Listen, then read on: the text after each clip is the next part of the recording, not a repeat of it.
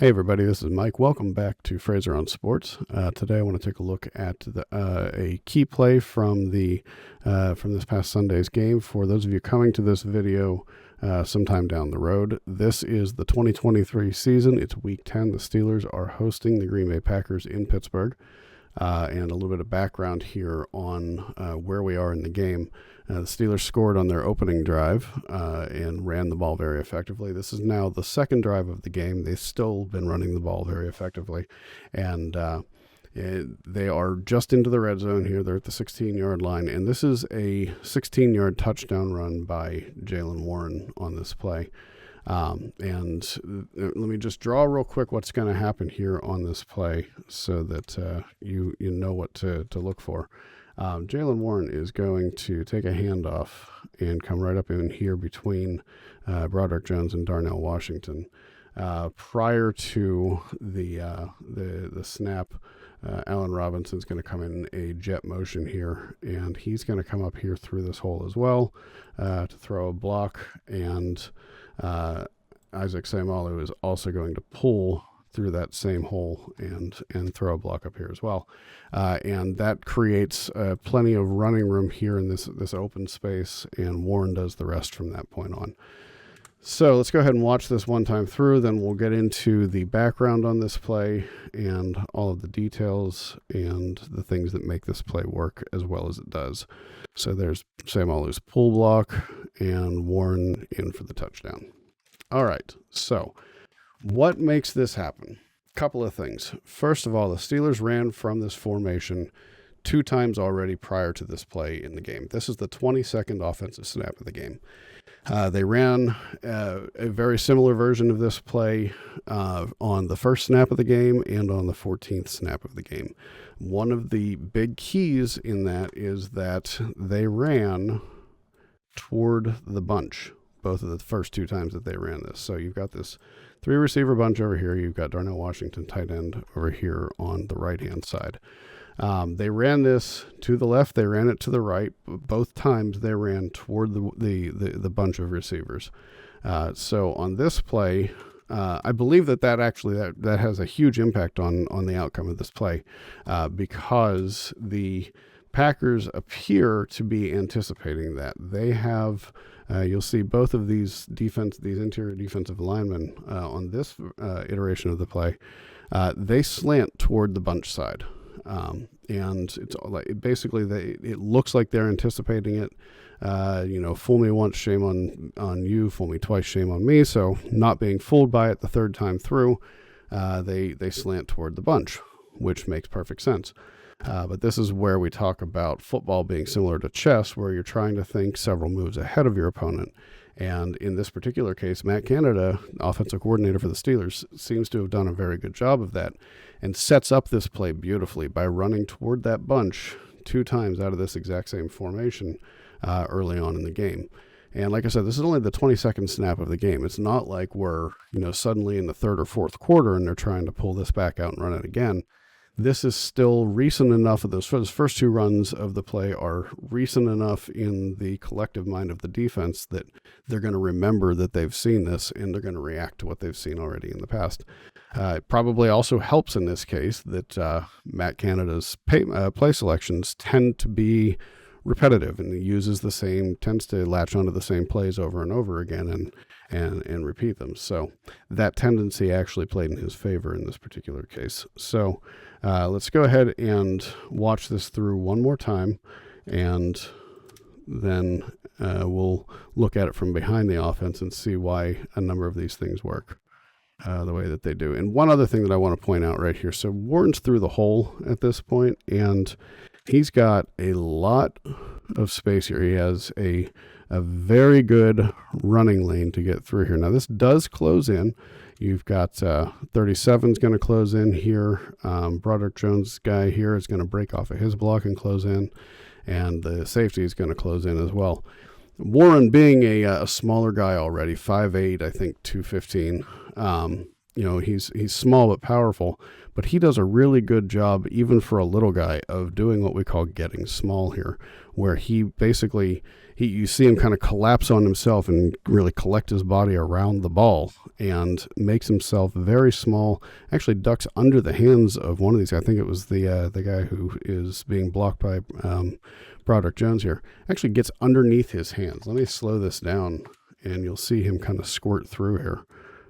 Right here, gets down underneath everybody, and they all just kind of whiff on him. That last guy gets the safety gets a little piece of his ankle and causes him to spin. But that was pretty much the only contact that he had to face until he got to the goal line. So just a really good job there by Warren, doing the little things that are required of a running back. He hits the hole decisively here. There's no dancing around waiting for anything. He just goes right for it and hits full speed right away, gets small when he needs to, and finds his way to the end zone. Absolutely fantastic job by him. Okay, so now we're looking at this from behind. And again, let's just go ahead and draw this out for you so that we can see what's going to happen. You got Allen Robinson coming across here in motion, and then at the snap, he's just going to come flying through here and come up here and block. Isaac Seumalo is going to pull from his left guard spot right through that same hole, get up here, and he's going to throw a block as well. And also great jobs blocking here. Broderick Jones gets a chip on the defensive lineman here and then bounces up to the second level and does just a good enough job holding his block on 58 to really spring this open. Like I said earlier, one of the things that is really important here is that both of these defensive linemen slant this direction while the run is going the other way across the line here. And so they kind of take themselves out of the play immediately by doing that. One other thing to note, these two inside linebackers, they are cheated to the offensive left toward the bunch side. Likely more due to the fact that there is a bunch formation on that side. These two are probably playing zone here and are just trying to get closer to the strength of the passing offense, and that would be toward the bunch just to eliminate excess open space. But it really helps the final outcome of this play. It gives them just more ground to cover, and the fact that they're cheated off to the side here allows Jones to get up here and get that block that is held just long enough for Warren to get through. So let's go ahead and watch this play out again from this angle, and we'll watch this a second time as well. But you can see just how big of a hole he's got to run through here. We're going to slow it down now. And I don't know that a Steelers running back has seen a hole this size at any point this year. I mean, they really did just a great job of reading what the defense was giving them. Pickett does motion or shift Warren across to the other side here before the snap. I'm thinking that was a read the defense, and if you see that big opening over on the other side, now that we've run it to the other side a few times, go ahead and make that adjustment. We'll flip it and run the other direction. I'd like to think that that's the reason that happened, that it wasn't just a design part of the pre-snap motion to move him over there, but was rather an actual shift that was made by reading what the defense was giving there, particularly those two inside linebackers shifted over toward the bunch side. So look at the hole that he's got to run through here. You got a blocking wall out in front. There's one guy standing in that hole, and he's about to take on two guys here. And great job by both Robinson and Isaac Seumalo. I may have called him Adrian Robinson earlier. Allen Robinson, of course. But just the sheer size of this hole, this running lane, is something that we've just become unaccustomed to in Pittsburgh. We're not used to seeing this kind of a lane opened up, and this was just absolutely beautiful.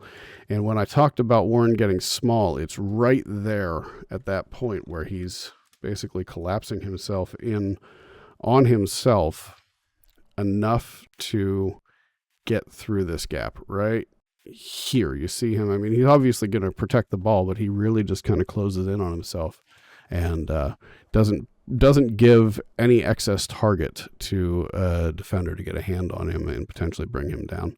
Like I said, the safety is going to get a little piece of his ankle here, quick spin just to keep his balance, and doesn't get contacted again until he's at the goal line. So this was an outstanding execution on this play by everybody involved. It was a great play call in this situation. The Packers were giving the Steelers a lot of running room, very similar to the way that the Titans did. Part of that is Matt Canada has shifted heavily away from the two tight end sets that we saw at the beginning of the season. The two tight end set obviously is going to be a heavier set, so it's going to indicate that you're more likely to run from that set. In this case, he's putting three receivers on the field a lot more often, and that's forcing the defense to be in their nickel defense a lot more, their nickel personnel on the field, and so that's definitely helping matters as well. That was the case versus Tennessee. It was the case here against the Packers. Packers in the first 25 or so snaps, I think were in nickel probably 20 of those times. Maybe 20, actually probably about 22 or 23 times. I think they were in their base 3-4 once or twice within the first 25 or so snaps.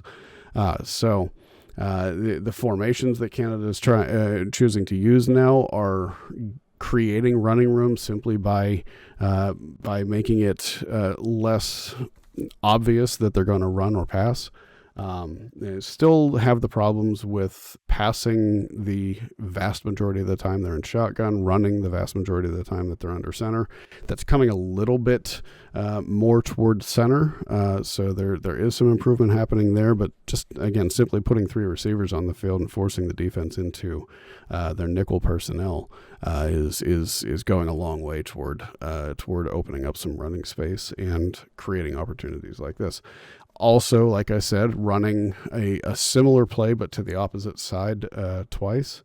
I'm still a little bit conflicted in my mind whether it was designed to go that direction from the beginning, which would make sense given that they ran it the other direction twice, or whether Kenny Pickett saw what they were giving them and saw that big open space over on the right-hand side of the offense, the left side of the defense, and basically flipped the play and allowed Warren to find that enormous running lane. Don't really know which one is the truth, and I've kind of gone back and forth on it, and I still don't know even as I'm saying it. So I guess it really doesn't matter. It was just a great play in general, whether it was Matt Canada's call or Kenny Pickett's adjustment. Who knows? But all in all, it was a great result, and it was one of the keys to the Steelers winning this game. If they get stuffed on this drive and have to kick a field goal, then we're going into the late portions of the game potentially tied instead of having a 4-point lead, and the outcome of this game could have been very different. So, every one of these scoring plays is, especially when you're having so many one-score games that like the Steelers are,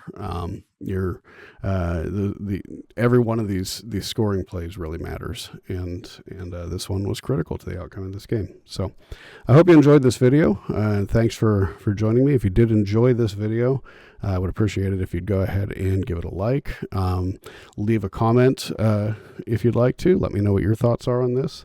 And if you're not already subscribed and you like this video and you like this type of content, consider subscribing. And if you do, I'd recommend that you turn on notifications so that you know when new videos drop. It's my pleasure to make these for you, and I hope you enjoy them. Catch you later.